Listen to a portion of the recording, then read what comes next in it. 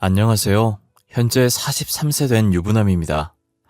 처음엔 저를 버리고 떠난 아내를 원망도 했지만 아내의 속사정을 알고 난 후 아내를 원망했던 제 자신한테 화가 나네요.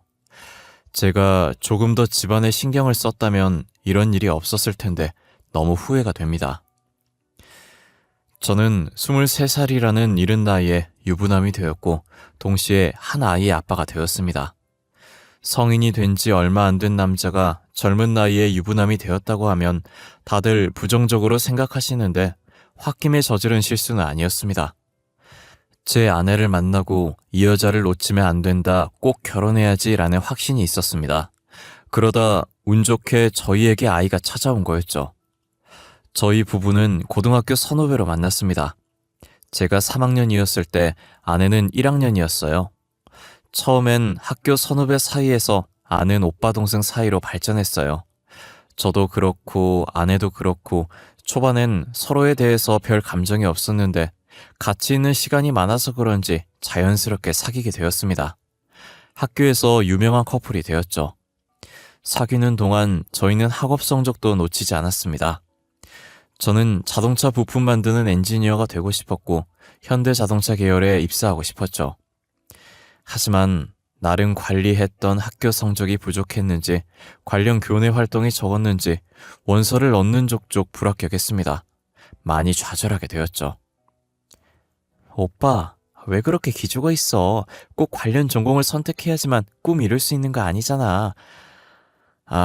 그렇지만 내가 목표로 했던 학교에서 불합격 소식을 들으니까 기분이 좋진 않네.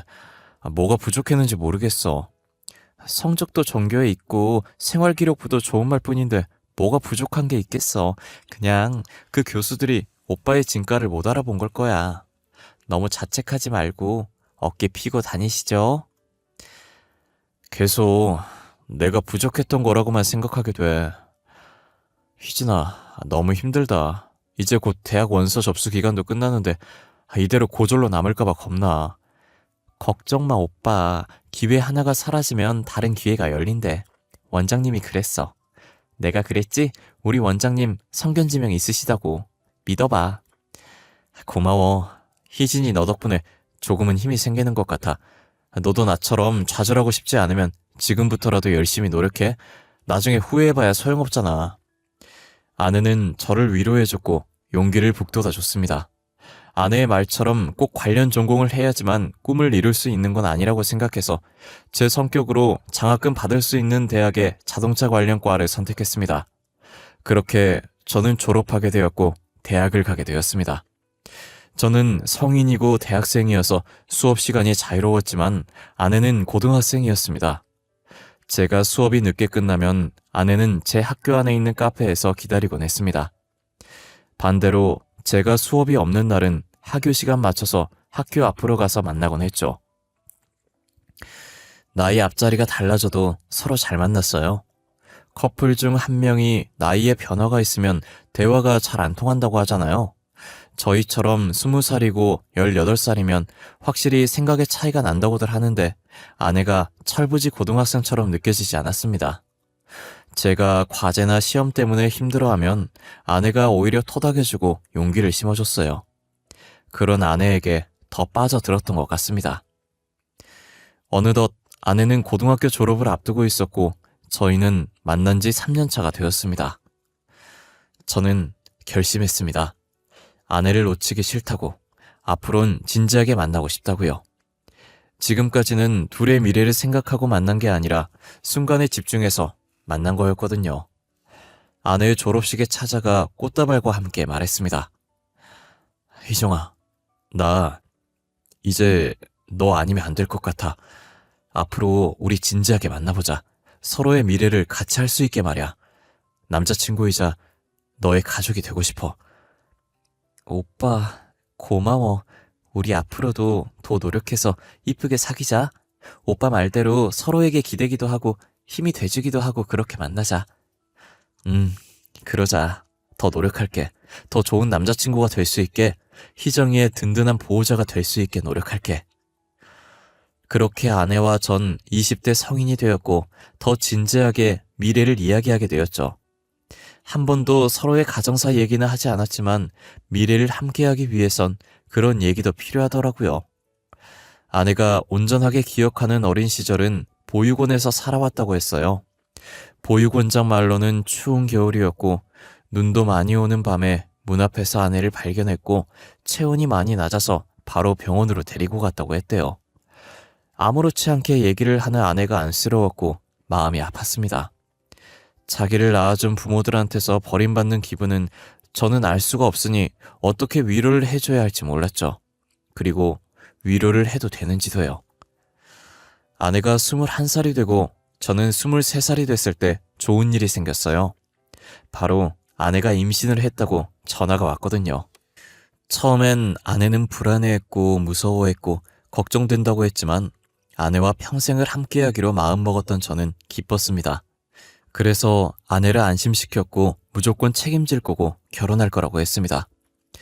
그제서야 아내는 조금 안심이 되었는지 진정하더라고요. 아내에겐 미안하지만 임신 상태이고 아직 모아둔 돈이 없어서 결혼식을 먼저 하는 것보다 혼인신고를 먼저 하기로 하자고 했어요. 아내도 흔쾌히 그러자고 했고요. 혼인신고할 때 보증인이 필요하다고 해서 보육 원장님한테 부탁했고 원장님도 축하한다면서 응원해 주셨죠. 시간 지체할 거 없이 바로 아내를 제 집으로 데리고 가서 어머니한테 허락받기로 했습니다. 제 어머니는 일찍 아버지와 사별후 홀로 저를 키웠습니다. 그렇기에 아들인 저에게 의지하고 조금 집착하는 면을 보이긴 했습니다. 그래도 하나뿐인 아들이 간절하게 원하는데 반대할 거라고는 생각 못했습니다. 엄마, 저 결혼하고 싶은 사람 생겼어요. 많이 사랑하고 이 사람 아니면 평생 노총각으로 살고 싶을 정도예요. 어려서 철없는 소리 하는 것도 아니에요. 진호야, 그게 갑자기 무슨 소리야? 결혼이라니. 아니, 결혼이 애들 장난도 아니고 갑자기 와서 허락해달라니. 애들 장난이라고 생각하지 않아요. 저 정말 진심이에요. 그리고 저희 둘에게 아이가 생겼어요. 아이 때문에 결혼하려는 건 아니고요. 제 아내가 될 사람은 희정이 뿐이에요. 아이? 진호, 너는 조용히 해봐. 그쪽이 말해봐요. 아이는 무슨 말이고 결혼을 한다니. 그쪽 부모님도 다 알고 있어요? 저 부모님은 모르시고 보육 원장님은 알고 계세요. 어머니 죄송하지만 저도 오빠도 둘 다 진심이에요. 허락해 주세요. 뭐? 보육 원장님? 지금 고아라는 거예요? 어디서 고아 주제? 우리 아들을 꼬셔서 덜컥 임신해서 허락을 받으러 와. 보육 원장은 당연히 지 자식이 아니니까 쉽게 허락하겠지. 그런 식으로 말하지 마세요. 희정이한테 신뢰되는 말이잖아요. 저희 둘 결혼하는데 부모님이 계시든 말든 무슨 상관이에요. 저희만 행복하면 되는 거잖아요. 아까 엄마가 얘기했지. 결혼은 애들 장난이 아니라고. 고아를 어떻게 네 짝으로 허락하냔 말이야. 아휴, 어디 가서 엄마 창피해서 며느리라고 소개라도 할 수 있겠니? 우리 집에 재벌도 아니고 저도 아빠 안 계시잖아요. 그렇게 치면 저도 어디 가서 떳떳하지 못할 입장이라고요. 네 아버지는 돌아가신 거잖아. 너랑 저 여자랑 상황이 같다고 생각해? 철없이 굴지 말고 정신 차려, 진호야. 어? 그쪽도 정신 차려요. 이 결혼이 말이 된다고 생각해요? 더 늦기 전에 아이는 지우고 각자 살 길 찾아서 떠나요. 엄마, 지우라니. 그게 더 말 안 되는 소리예요. 한 생명을 어떻게 그렇게 쉽게 말할 수 있어요. 저 엄마한테 오기 전에 이미 혼인신고하고 왔어요. 돌이킬 수 없어요. 그만 포기하시고 허락해 주세요. 뭐? 뭘 했다고? 아이고 부처님, 어떻게 하려고 넌 혼인신고부터 한 거야? 너 정말 저 여자 책임이라도 질 셈인 거야? 진호야, 한순간에 지그러 결정할 문제가 아니야. 응? 잘 생각해봐. 저희 둘 고등학생 때부터 교제했어요. 벌써 4년이나 만났어요. 그 정도면 충분히 겪어봤고 희정이에 대해서 알 만큼 알아봤다고 생각해요. 제 인생에서 여자는 희정이 뿐이고 아내가 될 사람도 희정이 뿐이에요. 너 나중에 네 선택에 후회하지 마. 무슨 결혼 허락을 받으러 온 게 아니라 통보구만. 에휴. 혼인신고를 먼저 했다는 말에 어머니는 배신당한 얼굴을 하고 저를 쳐다보셨고 더 이상 반대를 하지 않았어요. 결혼식은 아이 출산하고 올리겠다고 말했고, 이번 학기 끝나면 휴학하고 돈 벌 거라고도 했어요. 어머님은 아내 보고 집에 들어와서 살고 살림하는 걸 배우라고 하셨죠. 그렇게 해서 저희 둘은 어머니와 같이 살게 되었습니다. 아내는 학교를 자퇴를 하게 되었고, 저는 1학년 2학기를 마치고 바로 휴학을 했습니다. 휴학하자마자 바로 일자리를 알아봤습니다. 닥치는 대로 돈을 벌어야 했기 때문에 직종 가리지 않고 지원을 했고, 동네에 신문 배달 알바와 오후에 일할 수 있는 공사 현장을 나가기로 했습니다. 그리고 밤엔 공장에서 일하기로 했죠. 하루에 3시간밖에 자지 못했지만 저는 힘들지 않았어요. 솔직히 말하면 힘은 들었지만 제가 이렇게 노력해서 아내와 태어날 아이를 돌볼 수 있다는 게 기뻐서 힘든지 몰랐습니다. 하루 3시간 자며 돈을 벌어온 지 약 1년이 다 되어갔을 때 공사 현장 일을 마치고 나서 공장 출근 전 집에 왔는데 아내가 조금 아파하더군요. 출산일이 다가오고 있어서 살짝 진통이 온 것 같다고 하더라고요. 제가 일을 쉴 수가 없어서 아내에게 미안하다고 말했고, 아프면 어머니와 병원 가보라고 했습니다. 엄마, 희정이가 이제 슬슬 진통하는 것 같아요. 저 출근하고 나서 진통 심하게 오면 같이 병원 좀 가주세요. 알아서 할 테니까 넌 조금이라도 더 쉬었다가 출근해. 1년째 잠도 별로 못 자고 몸이 버티겠냐고. 아휴, 엄마가 정말 속상해서 못 살겠다. 저 건강하니까 걱정하지 마시고 희정이만 잘 좀 챙겨주세요. 출근할 시간 되어서 나가볼게요. 어머니한테 부탁하고 저는 아내가 걱정됐지만 어쩔 수 없이 출근을 했었는데요. 야간 일을 하면서도 아내 걱정이 돼서 일이 손에 잡히지 않았어요. 곁을 지켜주지 못해서 미안하다고 했지만 아내는 웃으며 괜찮다고 하더군요. 본인이 더 아프고 힘들면서 오히려 걱정하지 말라고 저를 다독였어요. 쉬는 시간이 끝나고 다시 업무를 시작하고 있는데 아내한테 연락이 왔어요. 배가 너무 아파서 병원 갔다고요. 그래도 옆에 엄마가 있을 거라고 생각하니 조금 걱정이 덜 되긴 했어요. 새벽에 퇴근하자마자 곧장 병원으로 도착했고 아내는 뛰어온 저를 보고 웃더니 다시 잠을 청했습니다. 다음날 아침이 되자 간호사가 아이를 모유 수유할 수 있도록 데려왔어요. 1시간 뒤에 곧바로 의사가 회진을 돌면서 오더라고요. 의사는 아내에게 이것저것 상태를 물어보고 푹 쉬려고 했는데 아내는 이제 아프지 않으니 퇴원해서 집에 가고 싶다고 고집을 피우더군요.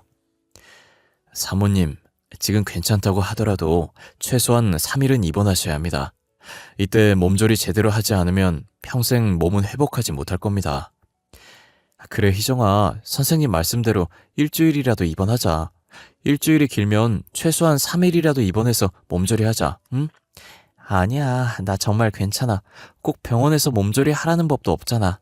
집에서 해도 되잖아. 병원 불편해. 집 가고 싶어, 오빠. 아무리 집이 편해도 병원만큼 편하지 않을 거야. 고집 그만 피우고 병원에 있자. 선생님도 그러셨잖아. 제대로 몸 관리 안 하면 평생 아플 거라고. 내가 출산했고 내가 더 몸 상태 잘 알아. 정말 괜찮아. 선생님, 저 지금 퇴원하고 싶어요. 계속해서 아내는 퇴원하겠다고 고집을 부렸습니다. 아내 말대로 본인의 몸 상태는 본인이 제일 잘 알겠지만 전문의가 최소한 3일은 입원하라고 했기에 그러길 바랬죠. 하지만 계속되는 아내의 고집을 꺾을 수가 없었습니다. 퇴원 후 집으로 돌아온 아내는 어머니 방으로 들어가 아기를 보여줬습니다. 이후 며칠간 아기와 행복한 생활을 이어나가고 있었어요. 그런데 상상하지 못한 일이 저에게 일어나고 말았습니다. 같이 일하던 동료가 애아빠 된 기념으로 저녁을 사주겠다고 하더군요. 그래서 새벽이 가까운 시간에 식사가 끝나서 할 수 없이 공장으로 출근했습니다. 공장 휴게실에서 아내에게 전화를 해보니 아내가 자고 있는지 전화를 받지 않더군요. 불안한 마음에 통근버스를 타고 빠르게 집으로 들어갔습니다. 현관문을 열자마자 아기가 큰 소리로 울고 있더군요. 그런데 있어야 할 아내가 보이지 않았습니다. 집안을 전부 찾아봤는데 아내의 흔적이 보이지 않아 당황하던 저는 다음날 어머니가 잠에서 깨자마자 아내에 대해 물었습니다. 엄마, 혹시 희정이 못 보셨어요? 새벽에 일 마치고 오니까 아이만 침대에 누워있고 안 보여서요. 글쎄다. 나는 어제 오후부터 감기 몸살이 왔는지 몸이 안 좋아서 일찍 잠들었거든. 희정이가 어디 나간다는 말도 없었고요. 나갔어도 아기는 데리고 갔을 텐데 아기도 그대로 놔두고. 엄마도 모르겠네. 전화를 해보지 그러니. 근데 엄마가 아프다는데 그건 걱정 안 되고 걔만 걱정되니? 아, 그런 건 아니고 지금 엄마 건강해 보이세요. 약 드시고 주무셔서 괜찮은 거 맞죠? 저는 희정이한테 전화라도 해봐야겠어요. 쉬세요. 아휴, 아들 키워봤자 소용없다더니 그 말이 딱 맞네. 애엄마가 나가긴 어딜 나가. 조금만 기다리면 알아서 들어오겠지. 방에서 나와 휴대폰을 들고 아내에게 계속 전화를 했지만 받지 않았습니다. 아기를 혼자 둘 수도 없고 아내가 혹시라도 집에 들어올 수 있으니 하루는 일을 쉬겠다고 반장님한테 말하고 집에 있었습니다. 옷장과 신발장을 확인했지만 아내 물건은 그대로였어요. 아내가 제 발로 집을 나간 건지 알 수 없던 저는 가까운 파출소에 실종 신고를 하러 갔는데요. 아내가 어제 밤부터 연락이 되질 않아서 실종 신고 좀 하려고 하는데요. 아내요? 에이, 성인이 무슨 실종이라고. 혹시 아내가 수상한 적은 없었나요? 뭐 폰을 숨긴다든지 자주 외출을 하다던가. 지금 무슨 말씀을 하고 싶으신 거죠? 제 아내 출산한 지 얼마 안 된 사람입니다. 수상한 짓 한 적도 없고요. 빨리 실종 신고해 주시고 수사해 주세요. 성인이 실종되는 일은 잘 없습니다. 그런 일이 있더라도 극소수이고요. 잘 생각해 보세요. 최근에 집을 나갈 만한 이유가 분명히 있었을 겁니다. 이보세요. 지금 제 아내가 바람이라도 폈다는 건가요? 증거 있어요? 제 아내 아시냐고요? 알지도 못하면 그런 말 하는 건 아니죠. 증거가 있었으면 선생님이 실종 신고하러 왔겠습니까? 아까도 말했다시피 실종이 아닐 겁니다. 바람이 아니라면 가출이라도 했겠죠. 당신 경찰 맞습니까? 시민이 신고를 하면 이런 식으로 대하나요? 그러다가 제 아내가 잠깐 나갔다가 모르는 사람한테 납치라도 당한 거면요. 그땐 어쩌시려고 이런 식으로 대하는 겁니까? 예. 선생님, 말씀대로 신고 접수해드릴게요. 하지만 다 큰 성인이고 뚜렷한 목적이 보이지 않으니 실종 신고 말고 가출 신고로 접수해드리겠습니다. 됐습니까? 여기 불친절로 민원 넣으려면 어떻게 해야 합니까? 이래서 시민들이 안심하고 지낼 수 있겠냐고요. 순경이 아내를 불륜녀로 몰아가는 게 어이없고 화가 났습니다. 제가 민원 넣겠다고 하니 신고 접수한 순경 말고 옆에 있던 다른 순경이 와서 저를 달래며 진정시켰고 귀가하라고 하더군요. 저는 흥분한 마음을 가라앉히고 집으로 돌아왔습니다. 그때까지도 아내는 집으로 돌아오지 않았습니다. 제가 알고 있는 아내 친구들에게 연락을 돌렸지만 다들 아내와 연락이 안 된다고 하더군요. 아내의 가출 신고를 하고 나서 저는 더 이상 생계를 이어나갈 수 없었습니다. 경찰에서 제대로 수사해주지 않을 것 같아서 개인적으로 전단지를 만들어서 시민들에게 나눠주기도 했어요. 전단지를 배포하고 나서 제보 전화가 왔지만 모두 다 포상금에만 관심이 있었던 연락이었습니다. 별로 도움되는 제보는 없었죠. 제가 밖에서 아내를 찾는 동안 어머니는 연로하신 몸으로 아직 갓난아들의 육아를 도맡아 해주셨어요. 그로 인해 원래 건강이 좋지 않았던 어머니도 몸 상태가 급격하게 나빠지셨죠. 결국 아내를 2년 넘도록 찾아 나섰지만 찾지 못했고 같이 살던 어머니는 이제 거동도 불가능할 정도로 건강이 나빠지셔서 병원에 들렸지만 의사는 제게 마음의 준비를 하라고 하더군요. 병원에서 해줄 게 없다며 간단한 수액만 맞춰주고 집에서 쉬려고만 하셨습니다. 방에 어머니를 눕혀드리고 나가려고 했지만 어머니가 제게 할 말이 있다며 잠시 앉아보라고 하더군요. 진호야, 이때까지 내가 너한테 말 못한 게 있는데 2년 전에 행방불명된 네 아내 말이다. 아무래도 나 때문인 것 같구나. 엄마, 그게 무슨 뜻이에요? 희정이가 집 나간 게 엄마 때문이라뇨? 자세히 말 좀 해주세요. 너희 둘 임신했다고 찾아와서 허락해달라고 했을 때 그의 가족 사정을 알고 애기 핑계로 네 앞길을 막는다고 생각했어. 엄마, 제발요. 저는 잘난 게 뭐가 있다고 똑같은 사람을 그렇게 괴롭히신 거예요. 어떻게 책임지시려고요? 걔가 상처받는 게 뭐가 대수겠니? 나한테는 내 아들이 더 중요하지. 너 없을 때 매일 화내면서 안 해도 될 집안일을 시켰고 걔가 많이 힘들고 서러웠을 거다. 어떻게 그렇게 사람한테 모질게 대하실 수 있어요? 엄마도 같은 사람이잖아요. 내가 그렇게 못되게 굴어도 시어머니라고 웃으면서 착하게 구는 게 더 싫었어. 고아 주제에 더럽게 끈질기고 계속 네 앞길 망칠 거면 사라지라고 말해버렸지. 그 다음날 사라졌더구나. 네가 힘들어하고 괴로워하는 모습에 후회 많이 했어. 그래서 속죄하는 마음으로 손주를 키워왔어. 어떻게 그 말을 지금에서야 하는 건데요? 제가 그동안 얼마나 아내가 돌아오길 기다렸는데 이제 양심 고백이라도 하시는 거예요? 미안해. 엄마가 너무 어리석었어. 내가 살아있는 동안 그 아이를 찾았다면 용서를 빌고 싶었는데.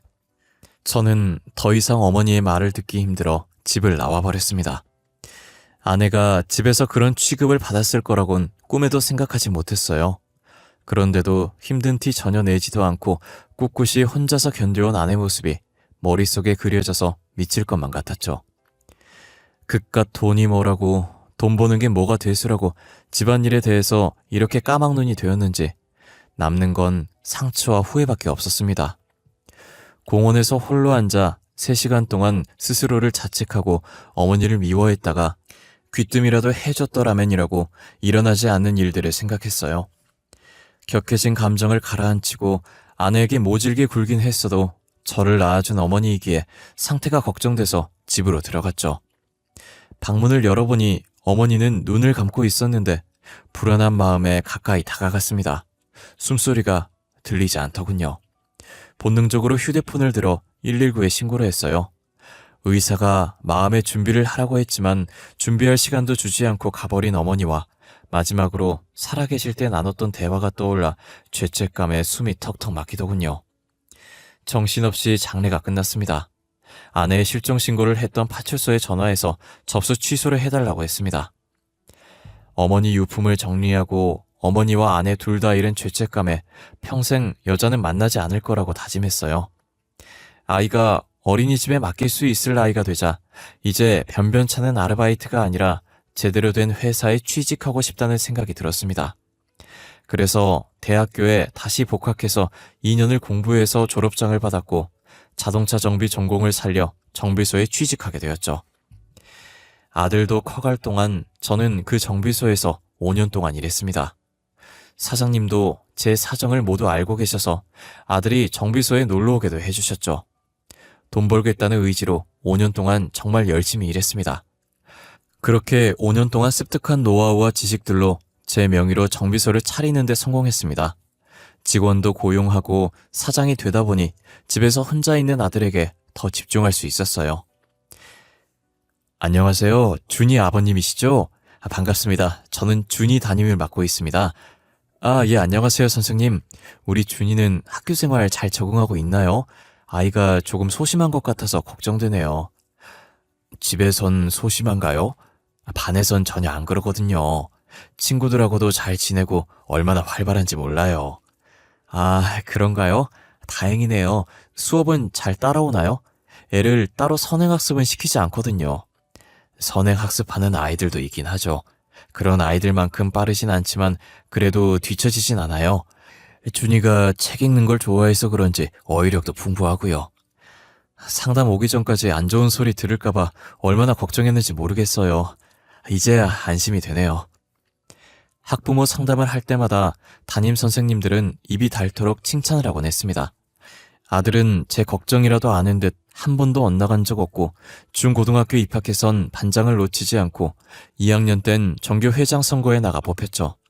제 인생에서 제일 잘한 일 중 하나가 아들을 만난 거라고 자부합니다.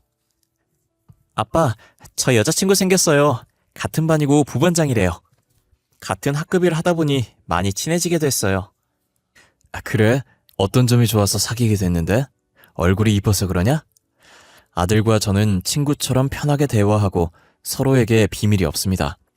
엄하게 교육하지도 않았고 직장이 바빠서 무신경하지도 않았으니 그럴 수밖에 없는 거죠.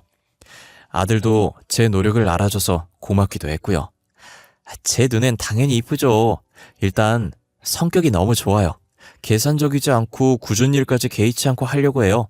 조금 사려도 될 텐데. 너희 엄마도 그랬었어. 그런 면에서 아빠도 반했지 뭐야. 언제 한번 데리고 와서 얼굴이라도 보여줘. 궁금하네. 아들 애인이 어떤지. 아, 그러면 요번 주말에 시간 되세요?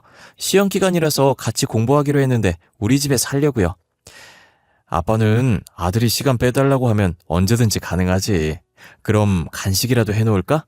그날 떡볶이 해놔야겠다. 좋아요. 우리 둘 다 떡볶이 좋아하거든요.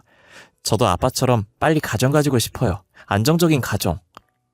저는 아들에게 아내 이야기를 숨기지 않았어요. 모든 상황을 다 말하지 않았지만 아내가 아들을 싫어해서 떠난 게 아니라 아내도 어렵고 감당할 수 없는 일이 있었다는 식으로 말이죠. 아들은 겉으로 이해한다고 했는지 진짜 이해했는지 모르겠지만요. 저처럼 빨리 가정을 가지고 싶다고 하면 저는 응원할 겁니다. 어느덧 아들은 고등학교를 졸업했고 여자친구와 같은 대학교를 가게 됐습니다. 성인이 되어도 아들의 연애는 문제가 없었습니다. 그리고 여자친구를 데리고 와서 이젠 진지하게 미래를 함께하고 싶다고 결혼 전제로 만나고 싶다고 하더군요. 옛날 제 모습이 생각났습니다. 그땐 아내가 임신한 상태였지만 아들 커플은 혼전 임신을 하지 않았다는 것만 달랐어요. 또한 결혼을 반대했던 어머니의 모습도 떠올라 저는 군말 없이 허락해줬어요. 아버님, 심심하지 않으세요? 오늘 준이랑 영화 보기로 했는데 같이 보실 수 있나 해서 전화드렸어요. 둘이 데이트하지. 괜히 끼어드는 거 아닌가 모르겠네. 굳이 아빠 안 챙겨도 돼. 챙기는 게 아니라 제가 보고 싶어서 그래요. 아버님 못 본 지 2주일이나 지났잖아요. 이러다 얼굴 까먹겠어요. 벌써 얼굴 안 본 지 2주나 됐다고? 그래, 같이 영화 보자. 밥은 아빠가 사줄게. 준이가 그러는데 아버님 쌈밥 좋아하신다면서요. 저도 좋아하는 음식이거든요. 영화관 근처에 맛집 있어요. 거기서 저녁 먹어요, 우리. 그래, 너희들 어디 있니? 아직 영화관 안 갔으면 아빠가 데리러 갈게. 아니에요. 이미 영화관에 있고 표도 예매해놨어요. 아버님만 오시면 돼요. 어느 날은 예비 며느리는 영화 보자며 불러냈고 본인이 저를 보고 싶다고 애교를 피웁니다. 또 다른 날은 전라도로 음식 여행을 가는데 맛있는 게 너무 많다며 같이 가서 먹자고 제안하기도 했고요. 여행 갔다 오면 항상 제 선물을 사옵니다. 남을 잘 챙기고 계산적이지 않다는 아들 말이 맞았습니다. 하지만 전 왜 애비 며느리를 보면 누군지는 모르지만 계속 누구를 닮았다고 생각이 들더군요. 아들 커플은 고등학생 때부터 지금까지 3년간 연애를 하고 21살이 됐을 때 정식으로 결혼하고 싶다고 인사왔더라고요. 저는 묻지도 따지지도 않고 그러라고 했습니다. 그리고 결혼 비용은 신경 쓰지 말고 하고 싶은 대로 하라고 했죠. 아내와 올리지 못한 결혼식을 아들이라도 제대로 치렀으면 좋겠다는 마음이 있었거든요. 결혼 전제로 만났을 땐 둘이 그럴 일은 없겠지만 헤어질 수도 있다는 생각에 가정사에 대해서 물어보지 않았지만 형식적으로 물어봤어요. 어떤 집안이든 상관없이 반대를 하지 않을 거니까요. 저 보육원에서 컸어요. 그 부분이 조금 걸리죠. 아유, 괜히 아빠가 미안하구나. 그런 거 신경 쓰지 않으니까 걱정하지 마. 준이도 온전한 부모님 밑에서 큰 거 아니잖니. 그래도 준이는 아버님이라도 계시잖아요. 저는 두 분 다 안 계시니까요. 부모들끼리 결혼하는 것도 아니고 너희 둘이 살 건데 그런 게 무슨 상관이라고. 기죽어 있지 말고 그러지 말고 식사나 마저 해. 이제 곧 부부가 될 두 사람과 저녁 식사를 끝내고 집으로 돌아왔습니다. 아들을 키워오면 몇 번 꺼내지 않았던 아내 사진이었는데 그날따라 아들이 결혼한다고 생각하니 문득 아내 생각이 많이 나더군요. 아내 사진을 보며 생각에 잠겼습니다. 그러고 보니 예비 며느리를 보면서 계속 누군가를 닮았다는 생각이 들었는데 젊은 시절 아내가 떠오르더라고요. 결혼 허락하고 나서 2달 후 형식적인 상견례 자리를 마련했다고 하더라고요. 시간에 맞춰 식당으로 가니 예비 며느리는 보육원에 일이 생겨서 보육원장이 늦을 것 같다고 양해해달라고 했습니다.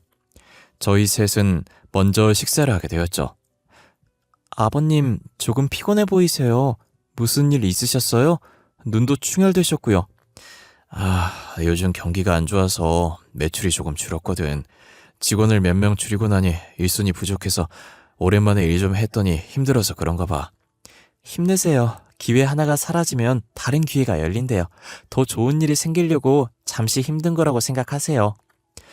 마지막에 예비 며느리가 했던 말이 계속 귀에 맴돌기 시작했습니다. 그 말은 저에게 안 좋은 일이 생기고 힘들어하고 주춤거리면 아내가 용기를 북돋아주기 위해 자주 해줬던 말이었습니다. 토씨 하나 틀리지 않고 저렇게 말하는 사람이 몇이나 있을까요? 세 사람의 식사를 다 해도 보육원장은 나타나지 않았습니다. 보호하고 있는 아이가 보육원 앞에서 교통사고를 당했다고 하네요. 크게 다친 건 아닌데 오늘은 못 뵐 것 같대요. 죄송해요, 아버님. 어렵게 시간 내주셨는데. 아니야. 그 아이가 무사하다고 하니 다행이네. 다시 이런 자리 만들지 말고 주소랑 전화번호 주면 아빠가 따로 만날게. 어떻게 그래요? 두 분은 처음 보시는 거고 결혼 허락 후 정식으로 처음 인사드리는 거잖아요. 아니야. 걱정하게 상견례 할 게 뭐 있어. 이런 건 그냥 형식적인 거잖아. 내가 따로 가겠다고 미리 말만 해놔. 정말 말도 안 되는 상상이고 확률이 희박하다고 생각하지만 분위기도 많이 닮았고 아내가 저한테 했던 말을 며느리가 똑같이 했다는 사실에 일말의 기대감이 생겼었어요. 정말 혹시 하는 마음에 며느리에게 보육원 주소를 받아 찾아갔습니다. 별빛 보육원이라고 써져 있었고 폐교를 리모델링해서 지은 보육원이었고 1층 복도를 걸어가니 원장실이 나왔습니다. 원장실 문이 살짝 열려 있었고 원장이란 사람이 소파에서 누군가와 통화하고 있었죠. 뒷모습이 익숙했습니다. 어쩜 20년이 지나도 단번에 알아볼 정도로 그대로였습니다. 보육원 원장은 제가 그토록 찾아 헤맸던 아내였습니다. 저를 발견한 아내는 많이 놀란 듯 굳어 있었고 정신을 차린 아내는 묻지도 않고 종이컵에 믹스커피를 타서 제 앞으로 가져다 줬습니다. 서로 무슨 말을 먼저 해야 할지, 누가 먼저 입을 열어야 할지 망설이고 있을 때 아내가 먼저 입을 열었죠. 돈 한 푼 없이 나간 아내는 제일 친했던 고등학교 동창 집으로 찾아가 며칠만 지내게 해달라고 했었답니다. 친구 집에서 지내게 됐고 벼룩신문으로 일자리를 찾다가 고등학교 때처럼 보육원에서 자원봉사자를 찾는 구인 광고를 보게 됐답니다. 그때와는 다르게 아이들의 식사까지 하는 거였지만요. 한동안은 아기 생각나서 밤에 잠도 못 잤어. 나 하나만 참으면 되는 건데 애엄마라는 사람이 애를 버리다니. 자책하지 마. 난 충분히 네 입장 이해할 수 있어. 너도 그때 성인 된 지 얼마 안 됐잖아. 너 잘못 없어. 다 우리 엄마가 잘못한 거지. 솔직히 말하면 자원봉사하는 것도 내 애한테 저질렀던 잘못을 속죄하기 위해서 한 것도 있어. 그래, 알아. 네 마음 다 알아. 누구도 너한테 삿대질 할 수 없어. 엄마가 먼저 살아야 애도 키울 수 있다고 생각해. 아이한테 미안하지만 다시 그 상황이 된다면 그 지옥 같은 시집살이 생활로 돌아가지 않았을 거야. 다시 그런 일 없을 거야. 있어서도 안 되고. 희정아, 내가 더 미안하다. 돈 벌어서 네가 원하는 결혼식 올려주고 싶었어. 그래서 너한테 무슨 일이 있었는지 신경 쓰지 못했어. 오빠가 왜 미안해. 나와 아이를 위해서 노력한 건데 그때 오빠한테 다 말했다면 우리 이렇게 되지 않았을까? 다 말했대도 또 다른 일이 생겼을 거야. 그냥 내가 안팎으로 더 신경을 썼어야 했어. 너를 행복하게 해주겠다고 했는데 그러지 못해서 너무 미안해. 다른 아이들을 보살피며 속죄해야겠다고 다짐했었답니다. 그렇게 보육원에서 숙식을 해결하며 적은 돈을 받고 봉사를 하고 지냈다고 하더라고요. 그러다 원장이 가지고 있던 지병이 악화되어 시골로 요양을 가게 되었는데 금전적으로 불평 안 하고 아이들을 헌신적으로 도와주는 아내를 좋게 봐서 믿고 보육원을 넘겨받았다고 했어요. 인수받고 서툴지만 나름의 방식으로 보육원을 운영하다 보니 2층짜리 단독주택으로 있던 보육원이 어느새 폐교로 옮기게 되었다고 했습니다. 여보, 희정아, 엄마 대신 내가 사과할게. 돌아가시기 전에 다 말해주시더라. 너한테 그렇게 막말하고 나서 많이 후회하셨다고. 엄마도 너처럼 속죄하는 뜻으로 준이 키웠다고. 이미 다 지나간 일이잖아. 어머님 마음도 이해할 수 있어. 오빠도 신경 쓰지 마. 네가 그런 일 당하는 줄 모르고 신경 쓰지 않아서 미안해. 모성애를 저버릴 정도로 힘들었는데 몰라서 미안해. 아내는 무릎 꿇은 저를 보고 깜짝 놀랐지만 일어날 생각이 없었습니다. 계속 미안하다고 사과를 하니 저도 모르게 눈물이 나왔습니다. 처음 보는 제 눈물에 아내도 놀랐는지 말이 없어졌죠. 눈물이 흘려도 아랑곳 안 하고 계속 사과를 했어요. 고개를 숙이고 있는 저를 보고 아내도 감정이 북받쳤는지 눈물을 보이더군요. 일어나 오빠. 나도 미안해. 오빠 믿지 못하고 나 혼자 견디기만 해서. 희정아, 너무 미안해. 내가 다 잘못했어. 용서 바라고 이러는 거 아니야. 죽기 전에 꼭 사과하고 싶었어. 사과 받아줄게. 그러니까 일어나. 그 정도 했으면 됐어. 오랜만에 재회한 저희는 눈물 범벅이 되었고 아내는 사과를 받아줬습니다. 젊었을 때 혼전 임신을 하는 바람에 하지 못했던 프로포즈를 제대로 하고 싶었죠. 드라마처럼 거창하게는 못하지만 진심을 담아서 아내가 좋아하는 꽃다발과 고생한 아내 네 번째 손가락에 반지를 내밀었어요. 망설이던 아내가 눈물을 보이며 꽃다발과 반지를 받아줬어요. 저는 아내 받아준 반지를 왼손에 펴서 약지에 끼워주고 꼭 안아줬습니다. 그리고 마음속으로 사랑한다고 외쳤습니다. 현재는 아들 부부와 공동 결혼식을 치르고 저는 보육원 한켠에 별채처럼 건물을 올려서 아내와 함께 결혼 생활을 하고 있습니다.